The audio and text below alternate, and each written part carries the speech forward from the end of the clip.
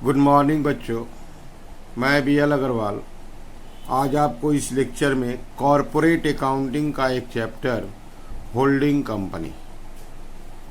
Company का एक problem discuss करके समझाने का कोशिश करूँगा। ठीक है, ये देखिए आपके सामने एक प्रॉब्लम रख दिए। Following are the balance sheet of X limited और Y limited as at 31 March 20। ये बैलेंस शीट एक्स का है, ये वाई का है। शेयर होल्डर्स फंड में शेयर कैपिटल 10 रुपये वाला शेयर है। एक्स का शेयर कैपिटल देखिए 2,50,000 है, जबकि वाई का 1 लाख है। वाई का अगर नंबर ऑफ शेयर समझे तो 10,000 शेयर होगा, और जबकि एक्स का 25,000 शेयर होगा।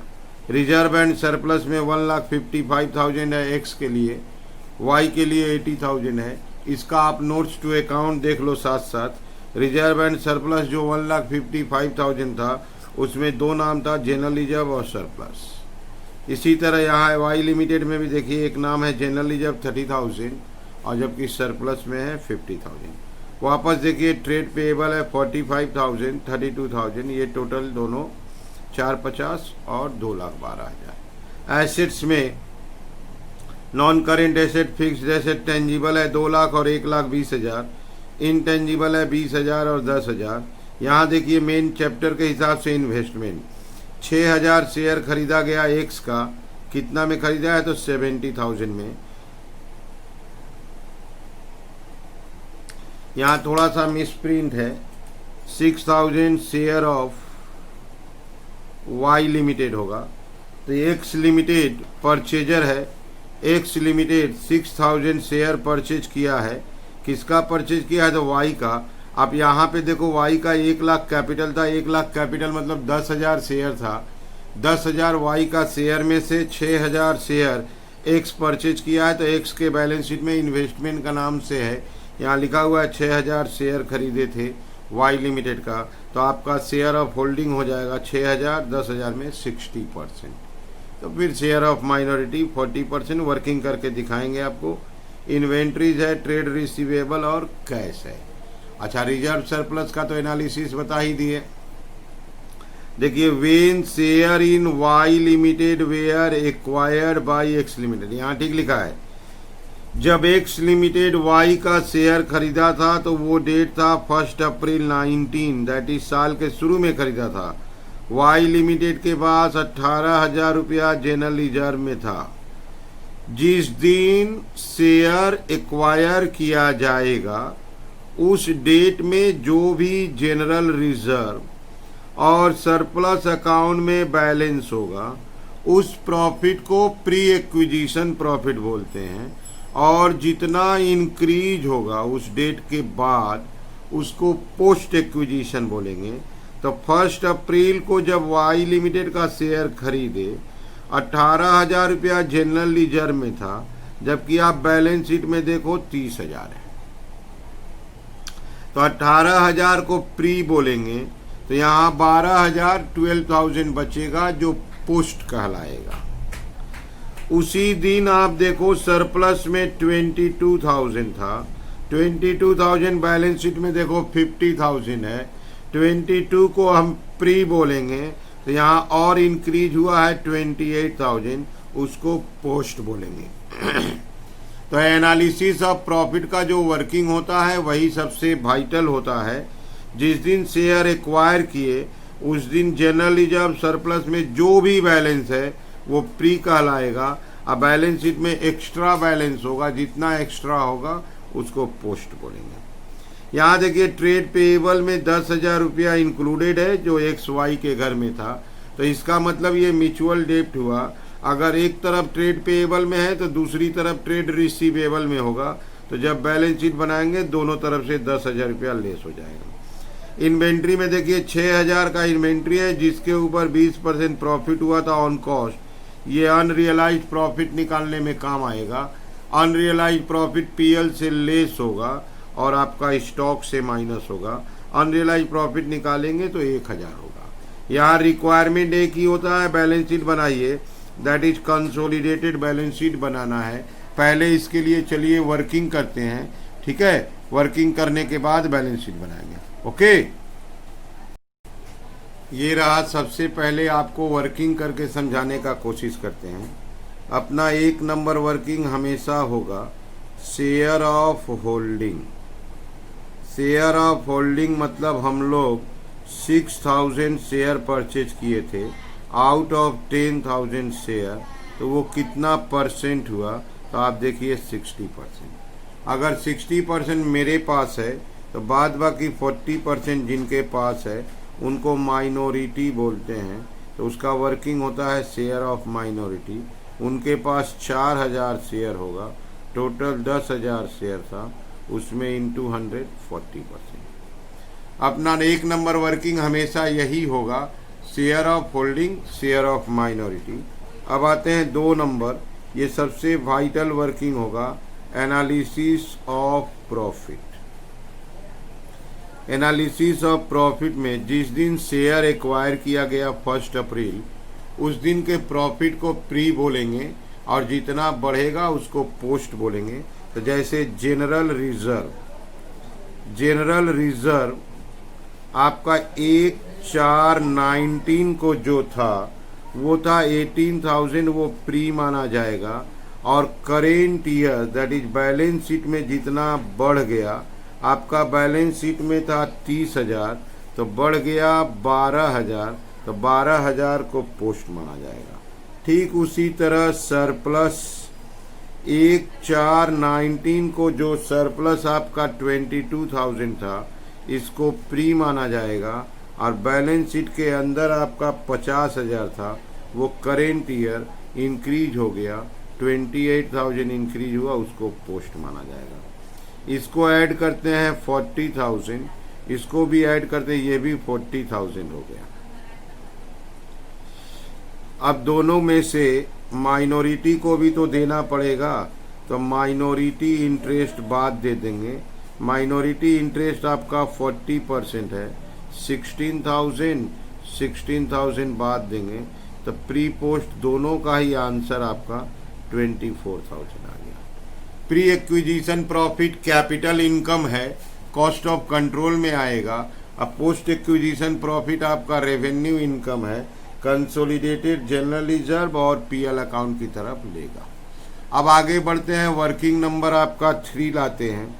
3 नंबर वर्किंग आपका होगा cost of control. Cost of control में हम लोग 2 कॉलम रख देंगे। सबसे पहले जो हम लोग शेयर खरीदे थे उसका क्या वैल्यू था, वैल्यू ऑफ इन्वेस्टमेंट। जो हम लोग 6,000 शेयर खरीदे थे वो 70,000 में खरीदे थे। इसमें से हम लोग माइनस करेंगे paid up value of share. 6,000 share का फेस वैल्यू के हिसाब से 60,000 है, और इसमें लाएंगे pre acquisition profit. Pre acquisition profit अगर होल्डिंग का याद करिए आप तो 24,000 है, ये हो गया 84,000। यहाँ 14,000 निगेटिव आ रहा है, माइनस देने का जरूरत नहीं है, इसको बोलते हैं कैपिटल रिजर्व। पॉजिटिव आने से गुडविल कहलाएगा, निगेटिव आने से कैपिटल रिजर्व। इसके बाद वर्किंग नंबर 4 करेंगे माइनॉरिटी इंटरेस्ट। माइनॉरिटी वाले को क्या मिलेगा, तो paid up value of share. Paid up value of share. Minority वाले के पास 4,000 शेयर था, 4,000 शेयर का वैल्यू हुआ 40,000, उसको प्री एक्विजिशन प्रॉफिट थोड़ा सा मिलेगा। प्री एक्विजिशन प्रॉफिट था उसका हिस्सा का 16,000, उसको पोस्ट एक्विजिशन मिलेगा। पोस्ट एक्विजिशन प्रॉफिट भी 16,000 था, दोनों प्लस कर देंगे, दैट इज 72,000, 40,000, और ये दोनों प्लस करके। इसके बाद वर्किंग नंबर 5 एक करेंगे अनरियलाइज्ड प्रॉफिट। अनरियलाइज्ड प्रॉफिट में हम लोग आपस में स्टॉक परचेज सेल किए थे, तो उसमें से 6,000 का स्टॉक बच गया है, जिसके ऊपर 20/120 प्रॉफिट होगा, वह अमाउंट होगा 1,000 रुपया। ठीक है, ये अनरियलाइज प्रॉफिट पीएल से लेस होगा और स्टॉक से लेस होगा। तो ऐसे करके देखिए, आप एक बार वर्किंग को फिर से देख लीजिए। 1 number working share of holding, share of minority. 2 number working analysis of profit का करते हैं। जिस दिन शेयर एक्वायर किया गया, जनरल रिजर्व और सरप्लस में जो था वो प्री, और जितना इंक्रीज होगा पोस्ट। दोनों प्रॉफिट में माइनॉरिटी को हिस्सा देने के बाद जो बचेगा वो होल्डिंग कंपनी का होगा। Pre acquisition profit cost of control में यूज किए कैपिटल रिजर्व आया। अब माइनॉरिटी का दोनों प्रॉफिट माइनॉरिटी इंटरेस्ट कैलकुलेशन में ऐड कर लिए। अनरियलाइज प्रॉफिट स्टॉक के ऊपर 1000 रुपया निकाले। अभी और 2 वर्किंग करेंगे, ठीक है। Consolidated general reserve. सबसे पहले अपना होल्डिंग कंपनी जो है उसका जनरल रिजर्व का बैलेंस जो था वो था 75,000 प्लस पोस्ट एक्विजिशन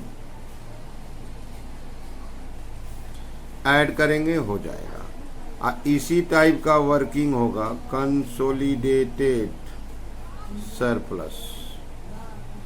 सबसे पहले अपना सरप्लस, होल्डिंग कंपनी का अपना सरप्लस 80,000 था, इसमें ऐड पोस्ट एक्विजिशन। इस वर्किंग को तो आपको थोड़ा सा समझना होगा, एनालिसिस ऑफ प्रॉफिट के वर्किंग को लेके। ये देखिए एनालिसिस ऑफ प्रॉफिट का वर्किंग में पोस्ट कॉलम में देखिए जनरल रिजर्व 12,000 है और सरप्लस देखिए 28 है। ये 12,000 में 40% हिस्सा माइनॉरिटी का है, तो होल्डिंग कंपनी का हिस्सा 60% है। तो यहाँ पे 12,000 का 60% करना होगा, दैट इज 7,200। ये होगा आपका 82,200। ओके, यहाँ देखिए सरप्लस में 28,000 है। 28,000 में 40% सब्सिडी माइनॉरिटी का हिस्सा है, तो 60% हमारा हिस्सा है।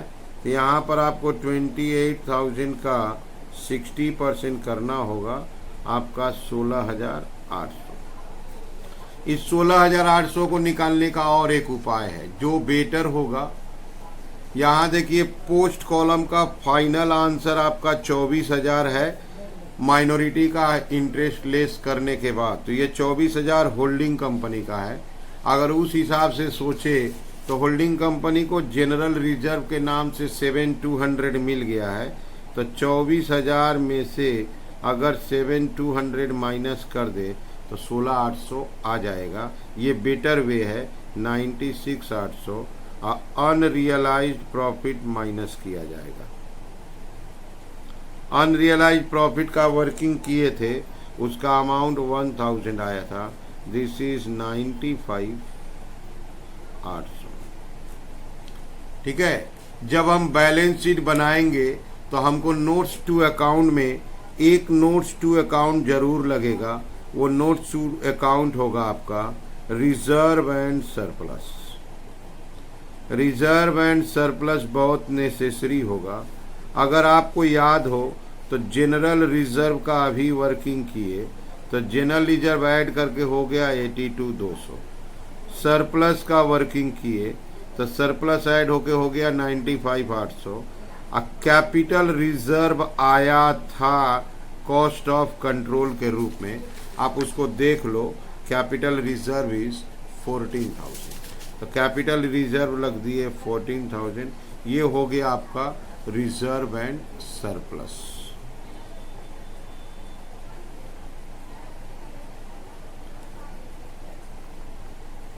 $1,92,000। ऐसे वर्किंग कंप्लीट कर लिए। एक बार आप फिर से देख लो। 1 number working share of holding, share of minority. 2 number analysis of profit. 3 number working cost of control. 4 number आपका minority interest. 5 number unrealised profit. इसके बाद working number 6 consolidated general reserve. 7 consolidated PL. ये 7 वर्किंग आप जरूर करोगे। जो नहीं हो वो वर्किंग बाद हो जाएगा। अब बैलेंस शीट बनाने के लिए notes to account reserve and surplus अगर दिखा दिया जाए तो तो बैलेंस शीट थोड़ा आसान हो जाएगा। ठीक है, अब चलिए चलते हैं बैलेंस शीट की तरफ। ये रख दिया आपके सामने consolidated balance sheet of X limited. सबसे पहले बैलेंस शीट का हेडिंग देते हैं equity and liabilities. Equity and liabilities में A number shareholders fund. Shareholders fund में एक नंबर लाएंगे शेयर कैपिटल। शेयर कैपिटल केवल एक्स लिमिटेड का लिया जाता है और एक्स लिमिटेड का कैपिटल है 250। वाई लिमिटेड का कैपिटल नहीं लेने के पीछे रीजन है कि वाई का कैपिटल दो हिस्सा में बट गया। कॉस्ट ऑफ कंट्रोल में चला गया 60%, माइनॉरिटी में चला गया 40%। दो नंबर लाएंगे आपका reserve and surplus. Reserve and surplus का नोट्स टू अकाउंट किए थे, वहाँ आंसर आया था 1,92,000। बी नंबर हेडिंग लाएंगे non current liabilities. Non current liabilities में डिवेंचर वगैरह होता है, इस क्वेश्चन में नहीं है, डैश। सी नंबर लाएंगे करेंट लायबिलिटीज। करेंट लायबिलिटीज में आपका ट्रेड पेएबल था। ट्रेड पेएबल एक्स के घर में 45 था, वाई के घर में 32 था, दोनों प्लस होगा। और नीचे एक म्यूचुअल मिला था, वो म्यूचुअल था आपका 10,000। ठीक है, तो इसको प्लस करेंगे 77 और 10 माइनस हो जाएगा 67। इसी घर में माइनॉरिटी इंटरेस्ट को लाया जाता है। माइनॉरिटी इंटरेस्ट हम लोग का वर्किंग नंबर 4 से आएगा, उसका अमाउंट है 72,000। ये लायबिलिटी हो जाएगा प्लस। अब इसके बाद आएगा एसेट्स। एसेट्स में A number non current assets. Non current assets में हम लोग रोमन 1 लाएंगे फिक्स्ड एसेट्स। फिक्स्ड एसेट्स में एक होता है टेंजिबल और दूसरा होता है इनटेंजिबल। टेंजिबल दिया हुआ था, एक्स लिमिटेड का 2 लाख रुपया था, वाई लिमिटेड का 1,20,000 था। इसको हम ऐड कर दिए 320। डायरेक्ट भी लिख सकते हैं बिना ब्रैकेट का हेल्प लिए। इनटेंजिबल में गुडविल आपका यहाँ 20,000 था, 10,000 था, ऐड कर दिए 30,000।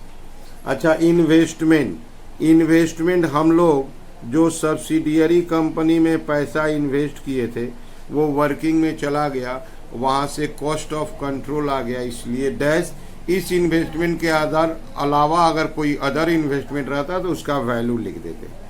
अब लाते हैं बी नंबर आपका करेंट एसेट्स। करेंट एसेट्स में एक नंबर आपका इन्वेंट्रीज।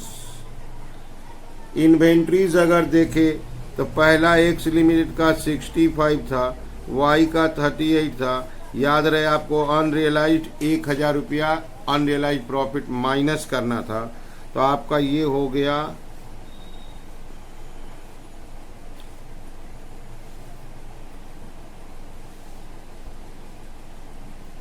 1,02,000। इसके अलावा ट्रेड रिसीवेबल। ट्रेड रिसीवेबल में भी 10,000 का म्यूचुअल था। ट्रेड रिसीवेबल का वैल्यू था 75,000, बगल वाला 42,000 और म्यूचुअल आपका 10,000। ये हो गया 107,000। इसके अलावा कैश दोनों प्लस कर देंगे, एक का 20,000 एक का 2,000, दैट इज 22,000। इसको भी प्लस कर देंगे, दिस इज आवर टोटल। अगर दोनों टोटल इक्वल हो जाता है तो हम लोग प्रॉब्लम सही सोल्व किए हैं। ठीक है, यस। एसेट्स का टोटल आपका 581 आया और लायबिलिटी का भी टोटल 581 आया। तो इसका मतलब टोटल मैच किया, सही बनाए हैं। बैलेंस शीट कंसोलिडेटेड में एक चीज़ याद रखिएगा, शेयर कैपिटल अपना वाला होल्डिंग वाला लिया जाता है, सब्सिडियरी वाला इग्नोर करते हैं। रिजर्व सरप्लस का वर्किंग हुआ था, वर्किंग से ले आते हैं। बाद बाकी लाइबिलिटी एसेट्स को ऐड करके लिखते हैं, और कोई म्यूचुअल हो, कॉमन हो, सेटअप हो तो माइनस कर देते हैं। और इन्वेस्टमेंट जो सब्सिडियरी कंपनी में इन्वेस्ट किए थे उसको नहीं लिखते हैं, और दोनों टोटल अगर मैच कर गया तो सही बना है। ठीक है, आप लोग वीडियो को पॉज करके क्वेश्चन को लिख लीजिए, मेरे साथ साथ सोल्व कीजिए। उम्मीद करेंगे आपको 100% समझ में आ जाएगा। ठीक है, ओके, थैंक यू।